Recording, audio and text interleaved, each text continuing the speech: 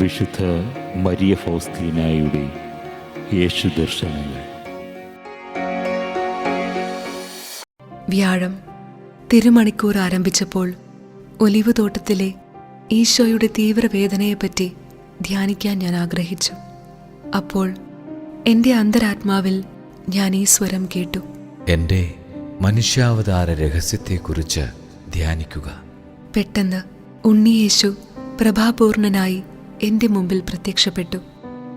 ഒരാത്മാവിൻ്റെ എളിമയിൽ ദൈവം എത്രമാത്രം സംപ്രീതനാണെന്ന് അവിടുന്ന് എന്നോട് പറഞ്ഞു.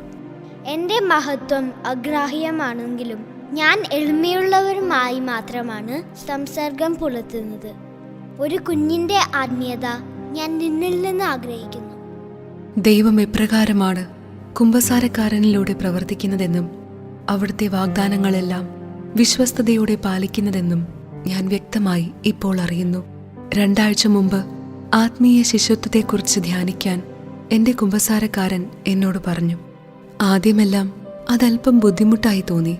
എന്നാൽ എൻ്റെ പ്രയാസത്തെ പരിഗണിക്കാതെ ആത്മീയ ശിശുത്വത്തെക്കുറിച്ച് ധ്യാനിച്ചു കൊണ്ടിരിക്കാൻ എൻ്റെ കുമ്പസാരക്കാരൻ ആവശ്യപ്പെട്ടു. അദ്ദേഹം പറഞ്ഞു: ഇപ്രകാരം പ്രവൃത്തിയിൽ ഈ ആത്മീയ ശിശുത്വം പ്രകടമാകണം. കഴിഞ്ഞ കാലത്തെപ്പറ്റിയോ ഭാവിയെപ്പറ്റിയോ ആകുലപ്പെടാതെ ഒരു ശിശു ഇപ്പോഴുള്ള നിമിഷങ്ങളെ പ്രയോജനപ്പെടുത്തുന്നു. സിസ്റ്റർ, ഈ ആത്മീയ ശിശുത്വം നിന്നിൽ വളരാൻ ഞാൻ ആഗ്രഹിക്കുന്നു.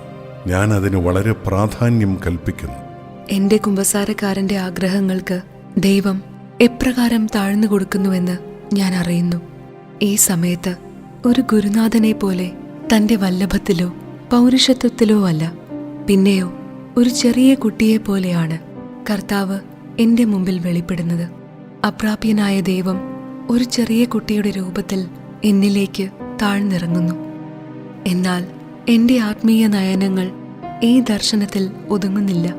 അങ്ങ് ഒരു കൊച്ചു കുഞ്ഞിൻ്റെ രൂപമെടുത്തിരിക്കുന്നെങ്കിലും രാവും പകലും വിശുദ്ധാത്മാക്കൾ ആരാധിക്കുകയും നിർമ്മല സ്നേഹാഗ്നിജ്വാലയാൽ ശ്രാപ്യന്മാരുടെ ഹൃദയങ്ങളെ എരിയിക്കുകയും ചെയ്യുന്ന അമർത്യനും നാഥന്മാരുടെ അതിനാഥനുമായി ഞാൻ അങ്ങയെ കാണുന്നു.